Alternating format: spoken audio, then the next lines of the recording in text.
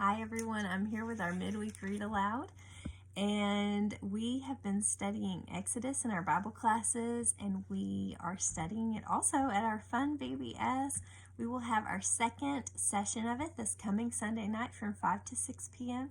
So if you'd like to be a part of that fun time out in our pavilion, please get registered before the weekend so that we can count on you, okay? So today our read aloud is going to be a short one, but I found just the right fable that I wanted to share from this book of fables by Arnold Lobel. And this one is called The Hippopotamus at Dinner. And let me kind of tell you why I chose it. In Exodus 16, which we're about to start studying this coming Sunday, the Israelites have already crossed the Red Sea. God helped them get across and then made it to where the Egyptians were no longer chasing them. They got washed into the sea. And now they are wandering around in the desert, and they are hungry and they are thirsty. And so God provides water for them, but then they're still hungry. And then God shows them that He can also provide food for them. And so God is going to bring them manna, which is a type of bread, and quail, a bird, to eat. So that they can stay strong and healthy for wandering through the desert. But He has some rules about it. He tells them only take what you need. You don't need to store the salt up. In fact, when they disobey and they do gather more than they're supposed to, it goes rotten, right? If you remember that. You can read about this in Exodus 16. But for today, we're just going to read this fable. And it has to do with eating too much. And let's go ahead and read it. The Hippopotamus at Dinner. Here's the picture. I'm going to try to keep that there. The hippopotamus went into a restaurant. He sat at his favorite table.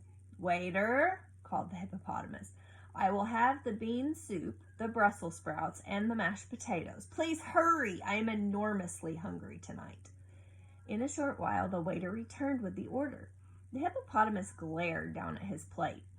"Waiter," he said, "do you call this a meal? These portions are much too small. They would not satisfy a bird. I want a bathtub of bean soup, a bucket of Brussels sprouts, and a mountain of mashed potatoes. I tell you, I have an appetite." The waiter went back to the kitchen. He returned carrying enough bean soup to fill a bathtub, enough Brussels sprouts to fill a bucket, and a mountain of mashed potatoes. In no time, the hippopotamus had eaten every last morsel. "Delicious," said the hippopotamus as he dabbed his mouth with a napkin and prepared to leave. To his surprise, he could not move. His stomach, which had grown considerably larger, was caught between the table and the chair. He pulled and tugged, but it was no use. He could not budge. The hour grew late. The other customers in the restaurant finished their dinners and left. The cooks took off their aprons and put away their pots. The waiters cleared the dishes and turned out the lights. They all went home. The hippopotamus remained there, sitting forlornly at the table. "Perhaps I should not have eaten quite so many Brussels sprouts," he said, as he gazed into the gloom of the darkened restaurant. Occasionally, he burped. The moral is, too much of anything often leaves one with a feeling of regret. Have you ever done that? Like the hippo? Maybe not eaten a bathtub of bean soup, hopefully, but have you ever stuffed yourself with too much food or too many sweets and then you wished you hadn't? Well, when God told the Israelites not to gather more than they needed for that one day, He meant it. And some of them did disobey God.